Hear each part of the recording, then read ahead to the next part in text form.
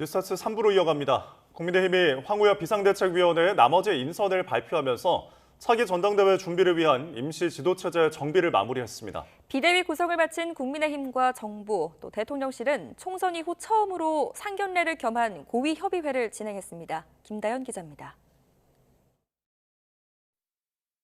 국민의힘 차기 당대표 경선을 준비하기 위한 황우여 비상대책위원회 진용이 완성됐습니다. 강원 출신 유상범, 충북 출신 엄태영, 21대 국회 비례대표 전주의 의원과 함께 경기 포천 가평의 김용태 당선인이 비대위원으로 이름을 올렸습니다. 소통 능력과 지역 안배를 중점적으로 고려했다는 게 당의 설명입니다. 수도권, 충청, 강원 등 국민의힘이 귀를 기울여야 할 지역 출신으로 인사들을 구성했습니다. 당 3역으로 꼽히는 정책위의장엔 삼선 정점식, 당의 살림을 책임지는 사무총장엔 삼선 성일종 의원이 각각 내정됐습니다. 추경호 원내대표를 도와 22대 국회 원구성 등 여야 협상의 실무를 맡을 원내수석 부대표엔 재선 배준영 의원이 낙점됐습니다. 비영남권 3040 낙선자를 고려한 인사란 평도 있지만 비대위가 여전히 친윤 일색이란 지적도 나옵니다. 이에 추 원내대표는 친 누구의 구도로 접근하는 건 옳지 않다며 균형 있는 인사를 위해 노력했다고 설명했습니다. 우선 인선이 있을 때마다 친 뭐다, 진 뭐다 이렇게 자꾸 도식적으로 구분하는 건 맞지 않다. 지금 이 정치 상황에서 균형감을 잇고 제대로 활동하실 분을 모셨다. 이렇게 이해를 해주시면 되겠습니다. 이런 가운데 총리 공관에선 정부와 대통령실, 국민의힘이 첫 고위협의회를 진행했습니다. 총선 패배 이후 대통령실 3기 참모들이 임명된 데 이어 여당 지도부 구성도 마무리되면서 상견례 차원의 만남이 이뤄진 겁니다. 당과 정부와 대통령실이 심기일전해서 일체감을 갖고 민생에 박차를 가하기로 했습니다. 여권이 당과 정부, 대통령실 간 협력 체제를 재가동한 가운데 국민의힘 비대위는 오늘 첫 회의를 열어 전당대회 시점과 규칙 변경 여부 등을 논의하기 위한 당무 일정을 점검한다는 계획입니다. YTN 김다연입니다. 22대 국회 전반기 국회의장 경선이 이번 주로 예정된 가운데 후보군은 6선 추미애 당선인과 5선 우원식 의원으로 압축됐습니다. 조정식, 정성호 두 의원이 후보직 사퇴를 선언한 건데 여기에도 이재명 대표의 의중, 즉 명심이 작용한 게 아니냐는 분석이 나옵니다. 손효정 기자입니다. 서울 여의도의 한 식당에서 예정에 없던 회동을 한 추미애 당선인과 조정식 의원. 두 사람 모두 22대 전반기 국회의장직에 출사표를 던졌는데 경선을 나흘 앞두고 단일화를 논의하며 6선 후보 간 교통정리에 들어갔습니다. 조 의원은 총선 민의를 받드는 개혁국회 구성의 뜻을 모으겠다며 후보직을 사퇴하고 최다선의 연장자인 추 당선인 지지를 선언했습니다. 대동단결해서 이런 총선 민심을 실현하는 개혁국회를 위해 제가 마중물이 되고자 이번 전반기 국회의장 후보직을 사퇴하고자 합니다. 또 다른 후보인 5선 정성호 의원도 민주당 승리와 정권 교체를 위하겠다며 후보직 사퇴 의사를 밝혔습니다. 이로써 추미애, 정성호, 조정식, 우원식 등 4파전으로 시작됐던 국회의장 경선은 두 후보가 물러나며 양자 대결로 압축됐습니다. 후보를 사퇴하면서 지지 표명해 주신 데 대해서 무한한 신뢰와 또 감사의 말씀을 드리면서 또 국회를 선도하는 모범을 보이자 이렇게 뜻을 모아서 이 과정에서 이재명 대표의 의중, 즉 명심의 영향이 컸다는 분석도 나오고 있습니다. 강성 친명 박찬대 원내대표가 의장 후보 등록 전 조정식, 정성호 의원을 각각 만나 불출마를 설득한 것으로 알려졌기 때문입니다. 박 원내대표는 추미애 당선인을 원하는 당원들의 뜻을 존중해야 한다며 자신에 이어 국회의장까지 친명 인사가 되면 비판이 나오지 않겠느냐고 말한 것으로 전해졌습니다. 국회의장 경선 판세가 추미애 당선인 쪽으로 기운 것 아니냐는 관측이 나오는 가운데 우원식 의원은 입장문을 내고 결선이 있는데도 자리를 나누듯 단일화를 이야기하는 건 유감이라며 완주하겠다는 뜻을 내비쳤습니다. 지난 원내대표 경선에 이어 이번 국회의장 경선에서도 이른바 명심 논란으로 이재명 일극 체제를 둘러싼 당내 갈등의 불씨는 쉽게 사그라들지 않을 것으로 보입니다. YTN 손효정입니다. 국민의힘 추경호 더불어민주당 박찬대 원내대표가 오늘 처음으로 만나 22대 국회 원구성 등 현안을 논의할 예정입니다. 추 원내대표는 오늘 오전 박 원내대표를 취임 인사를 겸해 예방할 예정이라고 말했습니다. 추 원내대표는 지난 9일, 박 원내대표는 지난 3일 22대 국회 첫 1년을 이끌 여야 원내사령탑으로 각각 선출됐습니다. 앞서 민주당은 법제사법위원회와 운영위원회 위원장을 확보할 뜻을 밝혔지만 국민의힘은 이에 반대하는 입장이어서 치열한 신경전이 예상됩니다. 이번 달 말 재표결이 예상되는 최상병 특검법과 국민 1인당 25만 원 민생회복지원금 문제를 놓고도 의견 교환이 있을지 주목됩니다. 윤석열 대통령이 취임 2주년 기자회견에서 최상병 특검법의 거부권 행사를 시사한 가운데 거부권은 부처 의견 수렴 절차를 거쳐 다음 주 국무회의에서 처리될 거란 전망이 나옵니다. 야당은 총선 민의를 받들어 특검법을 수용해야 한다며 공세를 이어갔고 여당은 주도권 쟁탈을 위한 나쁜 선동을 멈추라고 규탄했습니다. 강희경 기자입니다. 지난 2일 야당 주도로 국회를 통과한 최상병 특검법은 5일 만인 지난 7일 정부로 이송됐습니다. 정부로 이송되고 15일 안에 윤석열 대통령은 법을 공포하거나 제2요구권, 즉 거부권을 행사해야 합니다. 앞서 윤 대통령은 취임 2주년 기자회견에서 최상병 특검법에 사실상 거부권을 행사하겠다는 뜻을 분명히 했습니다. 국민이 수사 결과를 받아들이지 못한다면 자신이 먼저 특검을 하자고 할 테니 일단은 현재 진행 중인 수사 상황을 지켜보자고 선을 그은 겁니다. 수사와 사법 절차를 일단 좀 지켜보고 또 수사 관계자들의 그런 어떤 마음가짐과 자세를 우리가 일단은 좀 믿고 우선 이르면 오는 14일 열릴 국무총리 주재 국무회의에서 제2요구안이 처리될 가능성이 있습니다. 다만 오는 21일 국무회의에서도 처리할 수 있는 만큼 당장 서두를 필요 없다는 분위기가 더 강한 것으로 전해졌습니다. 야당은 총선 민의를 받들려면 특검법을 즉각 수용하라고 압박 수위를 높이고 있습니다. 특검이 그렇게 두렵습니까? 특검을 거부하는 자가 범인이라고 말한 것은 대통령 본인입니다. 여당인 국민의힘은 주도권 쟁탈을 위한 나쁜 선동이라고 맞서고 있습니다. 안타까운 젊은이의 죽음마저 정쟁의 소용돌이로 몰아가는 비정함을 이제 그만 멈춰 주십시오. 윤 대통령이 최상병 특검법에 거부권을 행사하면 취임 후 10번째 거부권이 됩니다.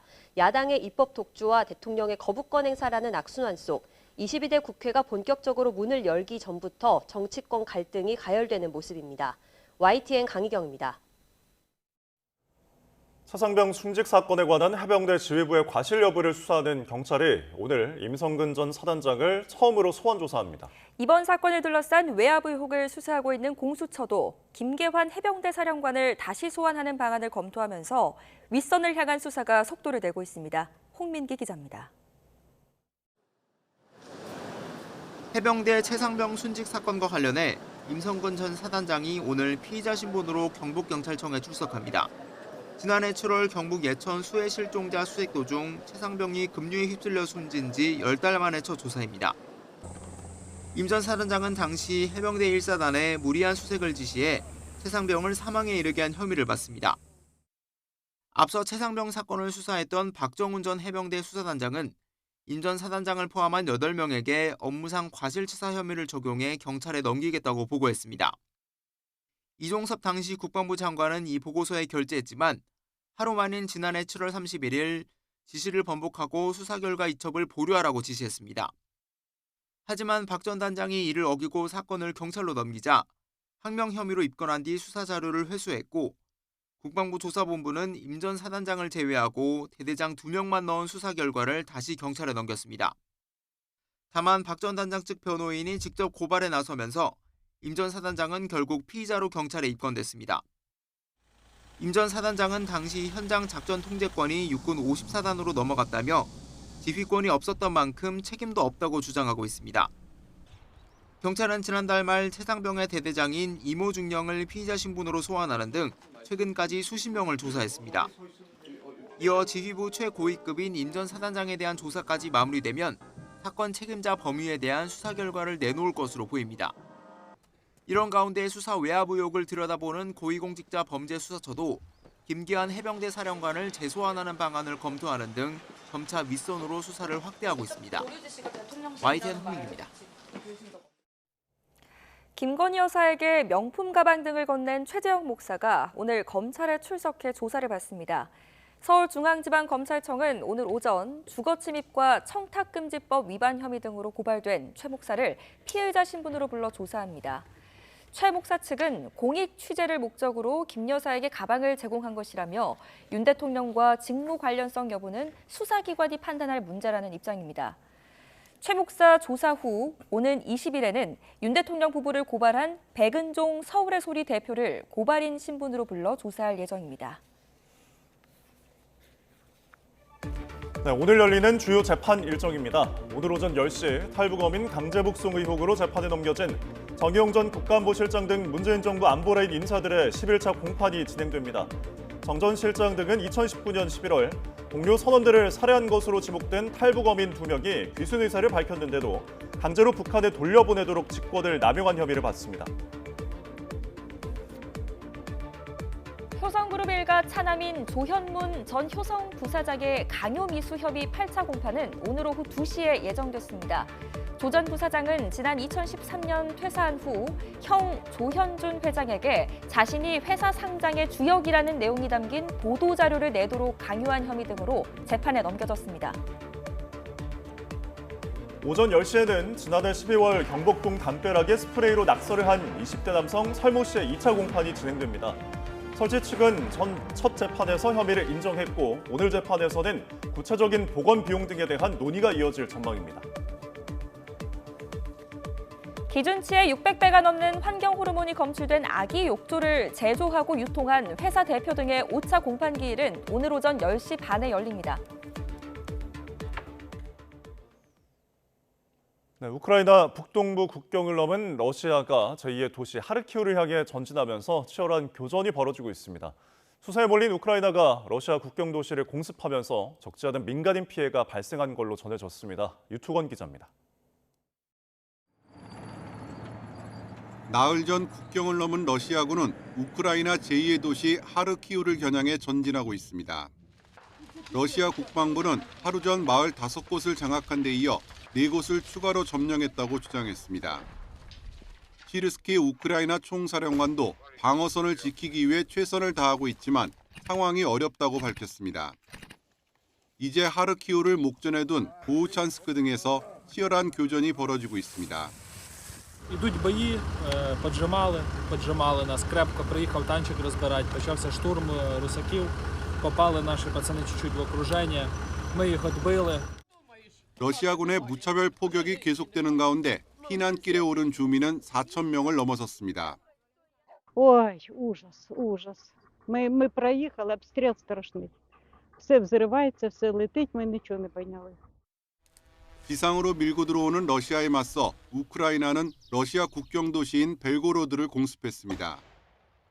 드론과 다연장 로켓은 물론 미사일까지 동원했습니다.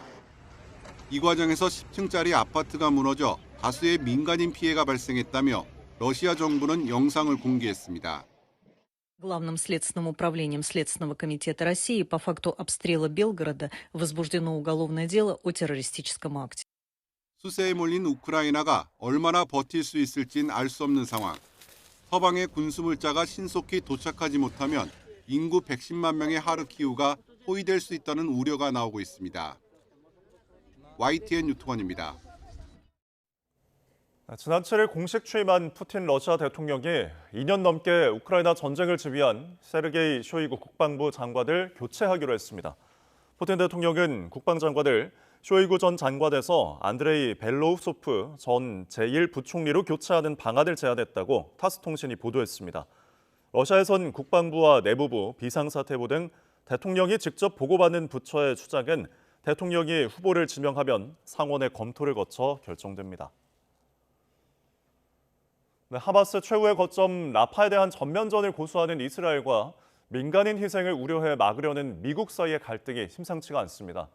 바이든 대통령이 이미 석 달 전 이스라엘에 대한 지원 중단을 경고했다는 보도가 나온 가운데 미국은 국제법 위반 가능성을 거듭 지적하면서 압박하고 있습니다. 이경아 기자입니다. 지난해 10월 하마스와의 전쟁이 시작된 이후 미국은 이스라엘을 강력히 지지해왔습니다. 하지만 민간인 희생이 커지면서 조 바이든 미국 대통령은 지난 2월 이런 입장이 바뀔 수 있다고 처음으로 경고한 것으로 나타났습니다. 뉴욕타임스는 바이든 대통령이 당시 베냐민 네타냐후 총리와의 통화에서 라파 지상전에 강하게 반대했다고 보도했습니다. 이런 입장과 함께 미국의 지속적인 지원은 이스라엘의 대응에 달렸다고 바이든 대통령은 밝혔습니다. 하지만 석 달이 지나도 이스라엘이 전면전을 고수하자 미국은 폭탄 선적을 중단하며 행동에 나섰습니다.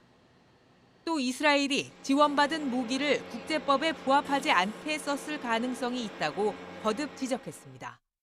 It's reasonable to assess, as we say in the report, that there are instances where they've acted inconsistent with their obligations under international humanitarian law. Those investigations continue both by us and by Israel. 이스라엘은 전면전을 통해 하마스를 뿌리 뽑아야 한다고 강조하지만 미국은 그 효과에 회의적입니다. He doesn't want to see American weapons used in that kind of operation. That's not to say that he is going to abandon Israel or cut them off from weapons. He was focused on a particular operation that he doesn't believe will succeed in defeating Hamas. 라파 전면전을 둘러싼 미국과의 갈등 속에 네타냐후 총리는 전쟁이 절반을 지났다며 끝까지 싸울 것을 강조했습니다. תמשיכו הלאה עד הניצחון וכך נעשה. רוח העם תוסיף בעזרת השם להרים אותנו למעלה.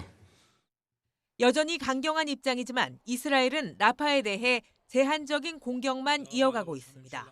무기 지원 중단과 국제법 위반으로 압박하는 미국을 의식한 것으로 풀이됩니다. 이에 따라 백악관 측은 하마스 지도부에 대한 표적 공격 등 미국이 동의하는 방향으로 이스라엘이 돌아설 가능성에 기대를 걸고 있습니다. YTN 이경아입니다. 지난해에도 대형 산불로 큰 피해를 본 캐나다 서부 지역에 산불이 발생해 8,000헥타르가 불에 타고 주민 수천 명이 대피했습니다.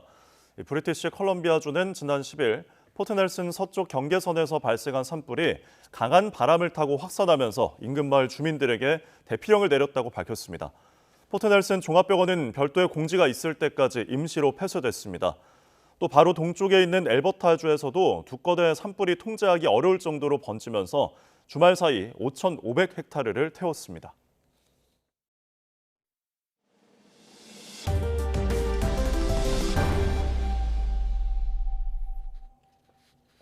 네, 5월 13일 월요일 주간 브리핑 시작합니다. 먼저 동아일보 보시죠. 저출생 문제가 얼마나 심각한지 숫자로 보겠습니다. 25세에서 39세 맞벌이 부부의 36%가 자녀가 없다고 합니다. 자녀가 없는 부부를 딩크족이라고 하죠. 젊은 층 부부의 27.1%, 즉 10명 중에 3명 미만이 딩크족이라고 합니다. 그중 맞벌이는 40%에 달합니다. 이 원인을 볼까요? 우선 일하면서 애를 보는 게 너무 어렵다는 겁니다. 경제활동이 아무리 중요하다 해도 아이를 혼자 둘 수는 없는 노릇이죠. 여기에 높은 집값도 원인으로 꼽혔습니다. 전국에서 집값이 가장 비싼 곳, 서울을 한번 볼까요? 전체 부부 가운데 45.2%가 무자녀 부부입니다. 즉, 부부 두 쌍 중에 한 쌍은 자녀가 없다는 얘기죠. 그리고 자녀가 있다고 해도 한 명만 낳아서 기르는 집도 늘고 있습니다. 이 아이들 세대는 이모나 삼촌, 부모 같은 가족관계가 사라질지도 모르겠네요. 젊은 층의 출산을 장려하려면 주거 지원 확대가 필요하다는 지적도 함께 담고 있습니다. 다음으로 중앙일보 기사 보겠습니다. 이 부동산에 얽힌 80%의 수치가 우리들의 눈을 끌고 있습니다. 이 노인 자산의 80%도 청년 빚의 80%도 부동산이라고 합니다. 이 어르신도 청년들도 부동산에 발목이 잡혀서 쓸 현금이 없다는 내용인데요. 자세히 보겠습니다. 네, 60대 이상은 자산에 비해서 현금이 좀 적은 편이죠. 평균 자산이 보시면 5억 5천만 원 정도인데 약 80%가 부동산에 쏠려 있습니다. 금융자산은 20%도 되지 않는 수치죠. 네, 30대 이하는 어떻게 다른지 볼까요? 평균 자산이 3억 3천만 원 정도. 네, 그중에 부동산 비중이 53%, 절반을 조금 넘고요.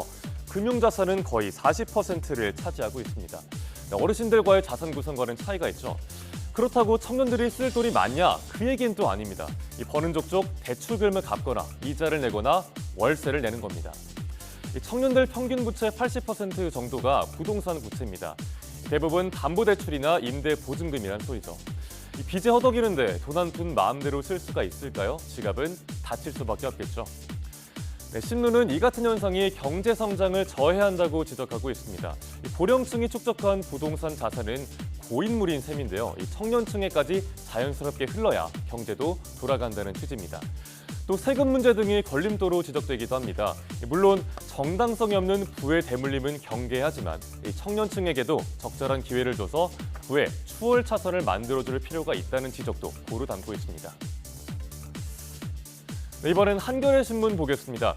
중고거래 플랫폼 많이들 이용하시죠? 그런데 안 입는 옷을 한 번 팔았다가 세금 100만 원을 넘기게 될 수도 있다는 내용을 담고 있습니다. 네, 시작은 중고 플랫폼에서 활동하는 리셀러들 일입니다. 원래 가격보다 웃돈을 받고 되팔면서 세금을 피하곤 하죠. 정부에서 그러자 철퇴를 내렸습니다. 영리 추구 목적의 반복적 중고거래 행위에 종합소득세를 매기기 시작한 겁니다. 그런데 문제는 일반적인 판매자도 세금을 내라는 안내장을 받았던 겁니다. 세무당국이 과세 대상을 추렸는데 헤비 유저들도 사업자로 분류가 됐기 때문입니다. 거래 횟수도 많고 거래 액수도 높다는 게 그 이유입니다. 그런데 원래 비싼 제품을 손해를 보고 팔기도 하죠. 이런 경우에는 싸게 판 것도 좀 속상한데 세금까지 내려가면 더 당황스러울 겁니다. 국세청은 이에 본인이 사업자가 아니라면 안내문을 무시해도 된다고 설명합니다. 하지만 관할 세무서가 소명을 요구할 수도 있습니다. 증빙 서류를 통해서 내 자신이 사업자가 아닙니다 라고 증명을 해야 한다는 겁니다. 이번엔 세계일보 기사 보겠습니다. 거짓말과 음모, 허세. 어디까지 AI가 영악해질 수 있을까요? 똑똑한 건 알겠는데 이제는 사람을 상대로 언제든지 속임수를 쓸 수 있다고 합니다. 자세히 보겠습니다. 먼저 게임의 사례입니다. 여러 가지 게임에서 AI가 영악한 모습을 보이고 있습니다. 먼저 두뇌 회전이 필요한 전략 게임, 포커 게임 등인데요. 여기에서 AI들은 이 음모와 속임수, 또 고도의 거짓말 등 심리전을 펼쳤다고 합니다. 각종 속임수 전략도 능수능란하게 쓴다는 거죠. 또 AI가 스스로 작동하지 않는 척을 하기도 한다고 합니다. 심지어는 제거가 되지 않으려고 스스로 작동하지 않은 척, 죽은 척을 한다고 합니다. 또 인간 검토자를 기만해서 이 연구 결과를 바꿔놓기도 합니다. 네, 뛰는 사람 위에 나는 AI의 시대가 오는 걸까요? AI가 사기나 선거 조작 등의 악용이 될 수도 있겠죠. AI 안전법 제정을 촉구하는 목소리가 높아지고 있습니다. 네, 마지막으로 조선일보 기사 보겠습니다.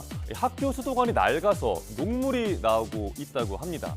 물조차 걱정하면서 먹어야 되는 게 참 안타깝죠. 자세히 보겠습니다. 네, 서울시 수돗물 브랜드 아리수, 서울시 학교의 92% 정도가 아리수를 쓰고 있습니다. 문제는 필터 없이 직수로 연결한 음수대들입니다.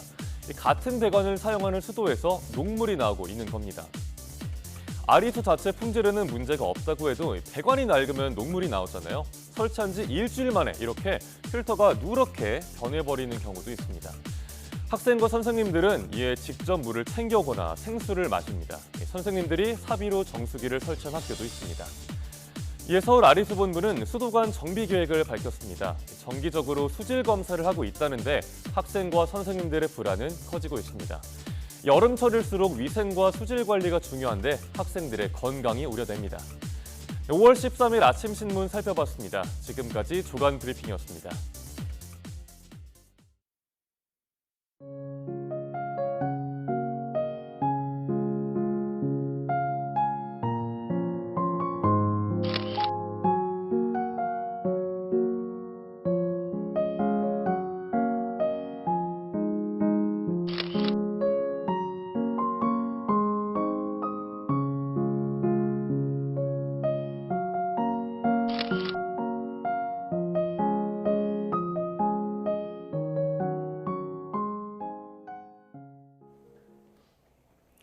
국세청이 전자상거래 플랫폼 쿠팡을 상대로 비정기 세무조사를 벌이는 것으로 파악됐습니다.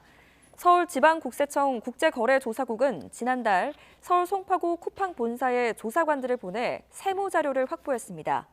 서울청 국제거래조사국은 역외 탈세 등에 대해 비정기 특별 세무조사를 벌이는 부서로 미국 법인인 쿠팡의 모 회사 쿠팡 INC와 계열사 간의 거래를 들여다보는 것으로 전해졌습니다.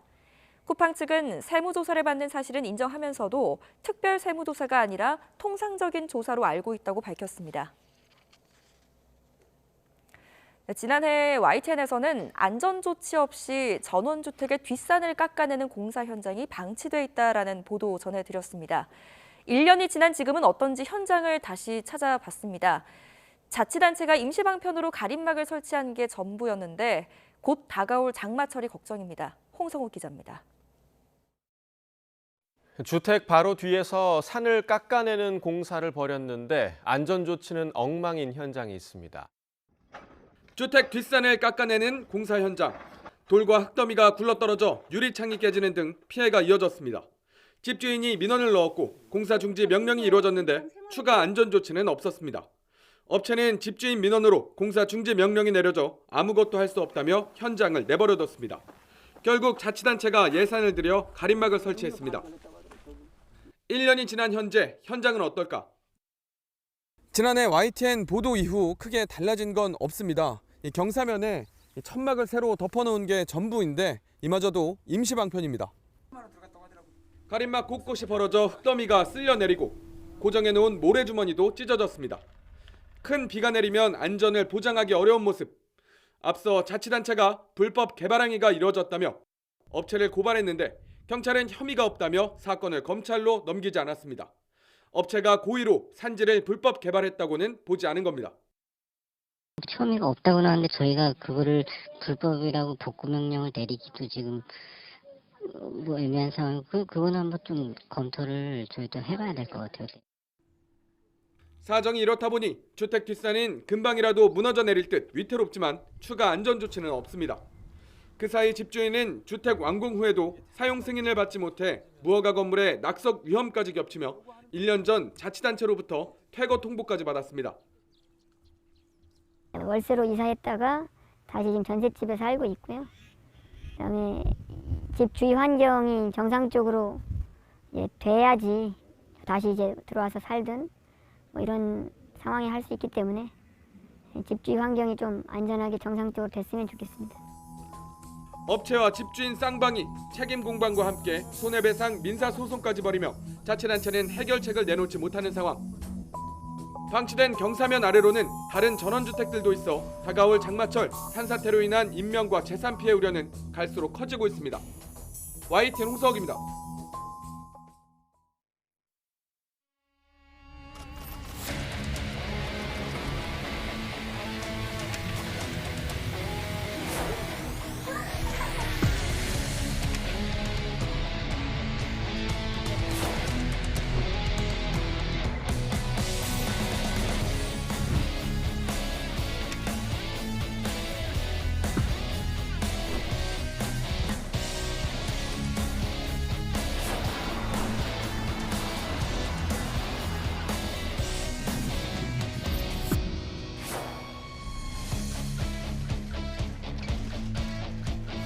우리 기업에 대한 차별적 조치와 우리 기업의 의사에 반하는 부당한 조치에 대해서는 단호하고 강력히 대응해 나가겠습니다.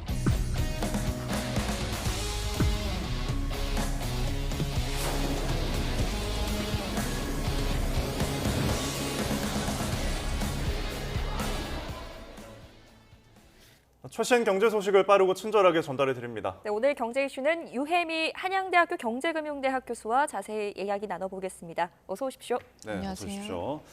자, 영상 보고 오셨지만 오늘은 라인 야후 사태부터 짚어볼 텐데요. 양국 정부가 언급할 정도로 지금 한일 양국 간의 뜨거운 감자거든요. 지금까지의 그 흐름을 좀 더 짚어주실까요?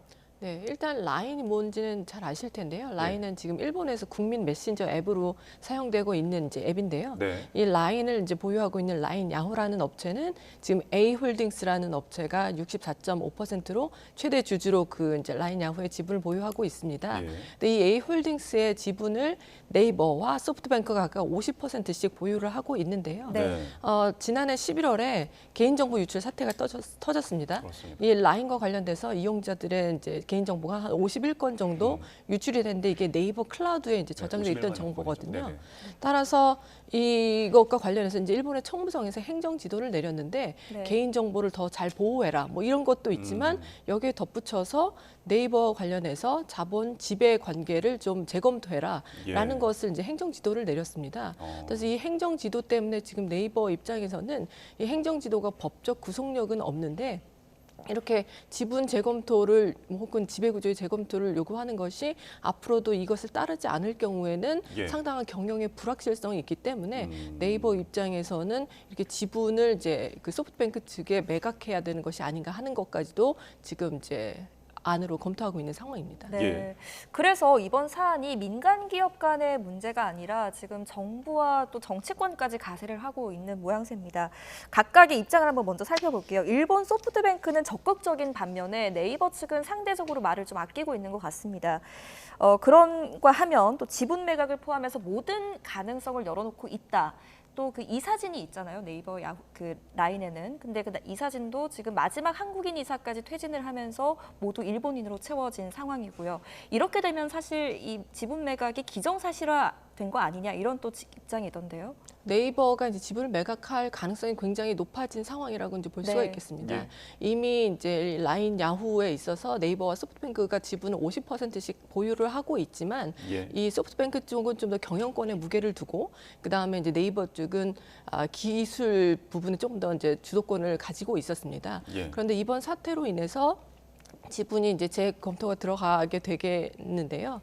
이 네이버 입장에서는 어차피 이제 경영과 관련해서는 이미 어느 정도 이제 선을 떠난 상황이기 때문에 지분 매각을 이제 하는 것을 고려를 하고 있는데 만약에 이제 지분을 매각을 하게 된다면 소프트뱅크 쪽에서는 아무래도 라인 야후에 대해서 좀 더 이제 경영권을 더 확보를 하고 지배력을 행사를 할 수 있기 때문에 당연히 반기는 모양새고요. 네이버 입장에서는 아무래도 이것이 이제 차후 일본에서의 다른 사업 영역에도 영향을 미칠 수가 있기 때문에 조금 더 조심스러운 입장을 보이고 있는데요. 네이버는 사실 이 라인이라는 것이 일본에서의 사업과만 연관이 되어 있는 것이 아니라 이제 대만이라든지 태국에서도 이제 라인 이용자가 상당히 많기 때문에 이런 해외 사업과 관련해서도 지금 이 라인 야후의 지분을 어떻게 해야 되는지가 상당히 중요한 관건이 되고 있습니다. 그래서 여러 가지 옵션을 염두에 두고 가장 최적의 솔루션을 찾기 위해서 지금 노력하고 있는 상황입니다. 뭐 증권이나 IT 업계에서는 결국엔 이제 네이버가 지분을 좀 정리하는 방안 역시 가장 유력한 시나리오다 이렇게 보고 있는데 뭐 사실 시스템 협업도 소프트뱅크와 뭐 잘 이루어지지 않기 때문에 그런 것이 더 좋을 것 같다라는 모양이거든요.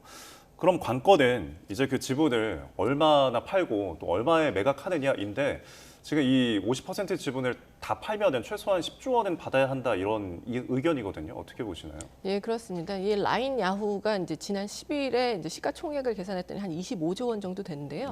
네이버의 지분의 가치는 한 8조 원 정도가 됩니다. 그런데 만약에 네이버가 이 지분을 소프트뱅크 쪽에 넘기게 된다면 소프트뱅크가 이제 유일한 이제 최대 주주로서 지배력을 행사할 수 있기 때문에 그런 프리미엄까지 가미를 하면 한 10조 원 정도의 가치가 있다라고 보고 있습니다.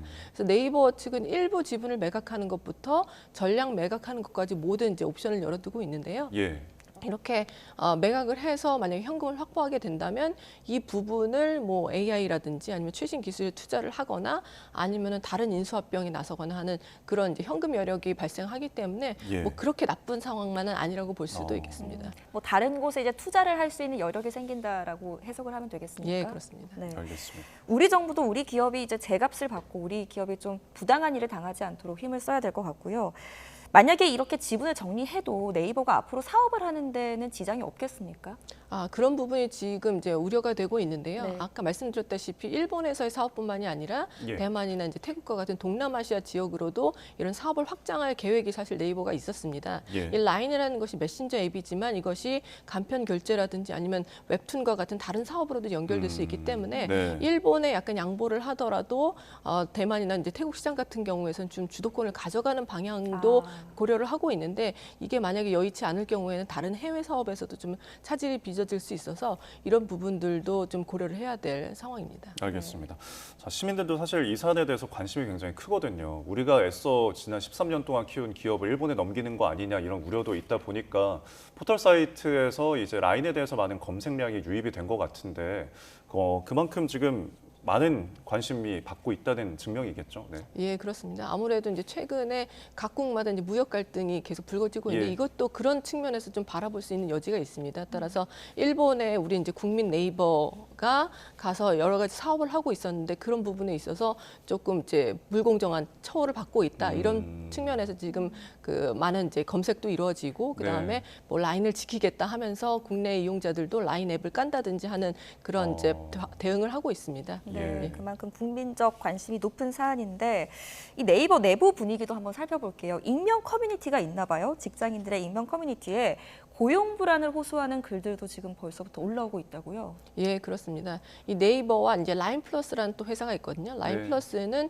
네이버에서 이런 글로벌 사업을 확장하기 위해서 라인을 바탕으로 이제 글로벌 사업을 하기 위해서 이제 설립한 법인인데요. 이 라인 플러스 같은 경우는 이제 임직원이 한 2,500명 정도 되는데 네. 아무래도 이제 라인 야후의 이런 지분을 네이버가 이제 소프트뱅크 쪽으로 매각을 하게 된다면 가장 타격을 입을 수 있는 이제 업체가 아마 라인 플러스가 될 것입니다. 따라서 해외 사업이 어떻게 될지 그 규모가 축소될지 아니면 애로가 생길지 이런 부분에 따라서 고용도 사실은 또 조정이 될 수 있는 여지가 있기 때문에 이 라인 플러스 직원들이 특히나 이제 고용 불안에 대한 우려를 호소하고 있는 상황이라고 볼 수 있습니다. 네, 이런 임직원들의 불안을 의식해서인지 라인 플러스가 일단 내일은 직원 대상으로 설명회를 열 예정이라고 하는데요. 앞으로 상황 좀 지켜봐야 될 것 같습니다. 저희는 다음 주제 또 짚어보겠습니다. 자, 내년도 최저임금을 이제 논의할 제13대 최저임금위원회 26명 위원들이 위촉이 됐습니다. 다음 주에 첫 회의가 예정돼 있죠? 예, 그렇습니다. 이 최저임금 이제 위원회가 13대 이제 출범을 하게 됐는데요. 네. 이 27명의 위원들이 각각 9명씩 뭐 노동자 측, 사용자 측 그리고 이제 공익위원회에서 네. 이 27명이 최저임금을 결정을 하게 되는데 이번에는 크게 이제 두 가지 측면에서 이제 관건이 있을 것 같습니다. 첫 번째는 최저임금이 내년에 과연 이제 1만 원 선을 넘어서느냐. 네. 이것이 이제 하나의 관심 사항이고요. 다른 하나는 이제 업종별 이제 차등 적용이 과연 가능할지 이 두 부분에 관련해서 굉장히 치열한 논의가 이어질 것으로 지금 전망이 되고 있습니다. 예. 네. 경제 전문가로서 이 시급이 10,000원대를 넘을 것인지는 어떻게 전망을 하세요? 일단 이제 1만 원 선이 상당히 상징적인 의미가 있기 때문에 1만 원 선을 넘을지가 주목이 되고 있는데요. 올해 이제 최저임금 대비해서 한 1.4% 정도가 오르면은 이제 1만 원 선에 도달을 하게 됩니다. 근데 지난해에도 이제 물가가 굉장히 많이 올랐음에도 불구하고 워낙에 경기가 안 좋다 보니까 2.5% 이제 인상에 그쳤는데요. 올해도 경기는 계속 안 좋지만 계속해서 고물가가 이어지고 있는 상황이라서 최저임금 좀 인상에 대한 목소리가 높을 것이고 그래서 1만 원 달성은 좀 가능하지 않을까 하는 생각을 하고 있습니다. 예, 1.4%만 오르면 10,000원이 되더라고요. 예. 그 부분도 또 주목해 봐야 되겠고, 경영계의 사실 꾸준한 요구는 이 최저임금을 좀 업종별로 좀 다르게 적용해 달라는 것인데 이 부분에 대해서 이제 노동위원들이 좀 동의를 할 수가 없다는 입장이어서 많이 좀 논란이 되겠죠. 예, 이 부분이 사실은 지난해에도 그다음 그 전해에도 상당한 치열한 논란의 이제 주인공이 됐던 이슈입니다.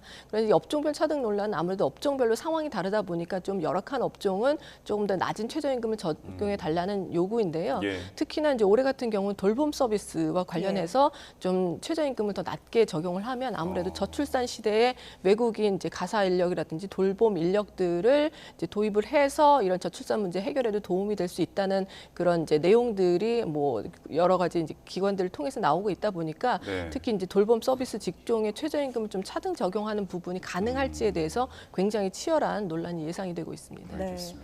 이 임금위원회 위원들의 구성을 아까 말씀을 해주셨는데 공의위원이라는 그 직분이 최저임금의 캐스팅 보트 역할을 하는 것이라면서요. 예. 근데 지금 여기에 또 갈등의 불씨가 될 만한 걸 살펴보니까 권순원 숙명여대 교수가 다시 위촉이 됐다라는 정보가 들어왔는데 이때 이분이 지난 임기 때 노동계 측에서 사퇴를 또 요구를 했던 분이 다시 위촉이 됐다 보니까 이번에도 역시 노동계의 반발이 있지 않을까라는 걱정이 있더라고요. 이미 노동계에서 상당히 이제 반발하고 있는 상황인데요. 이분이 이제 지난해 이제 이 현 정부의 노동 개혁 밑그림을 그리는 미래 노동시장 연구회라는 이제 연구회의 좌장을 맡았습니다. 그래서 뭐 근로 시간이라든지 임금 체계 개편과 관련해서 여러 가지 이제 안을 냈었는데요. 따라서 이 인사가 이제 정부 측 인사다. 따라서 중립성을 잃었다라는 이제 주장을 들어서 지금 노동계 측에서는 상당히 강력하게 반발을 하고 있는 상황입니다. 그래서 이번 위원회도 굉장히 치열한 논란이 예상됩니다. 네, 다음 주에 첫 회의를 한번 지켜보도록 하고요. 자, 끝으로 짚어볼 부분 이번 주 이제 미국 증시와 관련한 부분인데 중요한 지표 발표가 예정되어 있죠. 예, 그렇습니다. 이번 주에는 이제 4월 달에 CPI 소비자 물가지수 상승률이 발표가 됩니다. 네. 지금 이제 일비하고 있는 상황입니다. 시장이. 그래서 나오는 지표마다 과연 미국 경제가 둔화를 하느냐 아니냐, 물가 상승률이 떨어질 것이냐 아니냐에 따라서 기준금리 인하에 대한 기대가 계속해서 바뀌고 있는 상황인데요. 네. 이번에 이제 4월 달 물가지수 상승률이 과연 둔화되는지가 앞으로의 이제 기준금리 결정에 대한 전망을 하는데 상당히 중요한 정보를 제공할 것으로 지금 기대하고 있습니다. 예, 알겠습니다. 15일 밤에 예정되어 있는데요. 한번 지켜보도록 하고요. 지금까지 유혜미 한양대학교 경제금융대학 교수와 이야기 나눠봤습니다. 고맙습니다. 잘 들었습니다.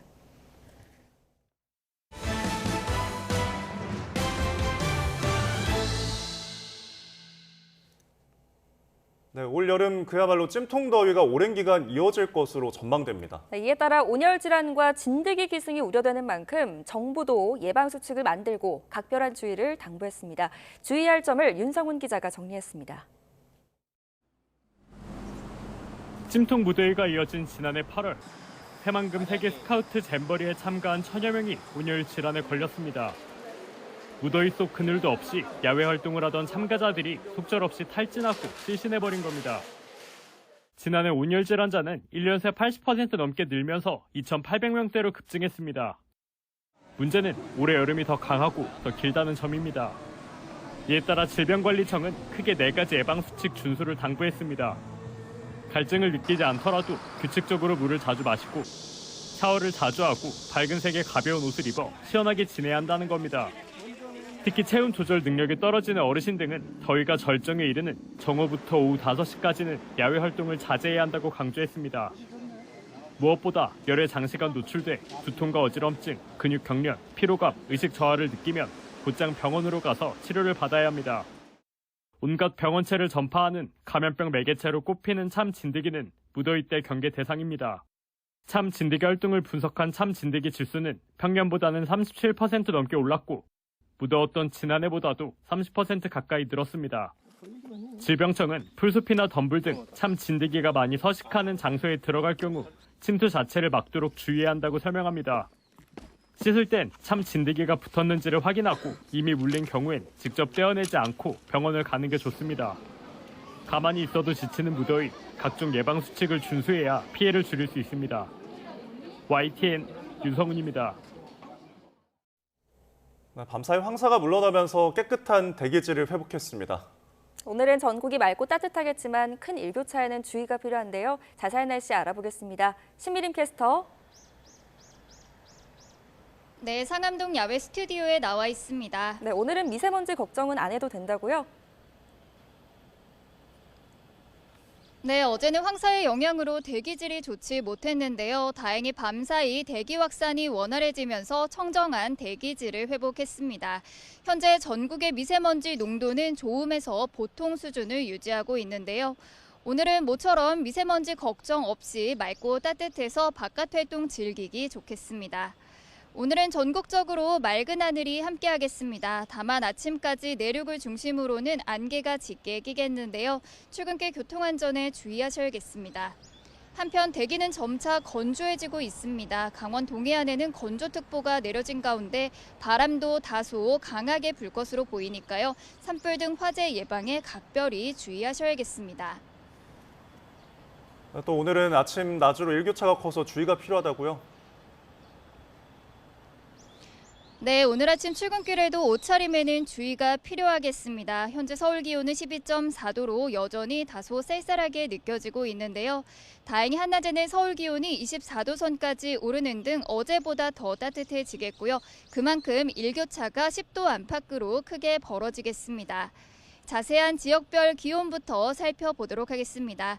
현재 서울 기온은 12.4도, 대전은 12.1도를 나타내고 있습니다. 다행히 한낮에는 기온이 크게 올라서 어제보다 따뜻하겠는데요. 오늘 서울의 한낮 기온은 24도, 대구는 26도 등으로 예년 기온을 다소 웃돌겠습니다. 내일은 오늘보다 기온이 더 오르면서 따뜻한 봄을 느끼기 좋겠지만 부처님 오신 날인 수요일에는 중부와 경북에 비가 내릴 전망입니다. 오늘도 낮 동안 자외선이 무척 강하겠습니다. 외출 시에는 자외선 차단제를 꼼꼼히 덧발라 주셔야겠습니다. 지금까지 YTN 신미림입니다. 생활로 뉴스타트 마칩니다. 시청해주셔서 고맙습니다.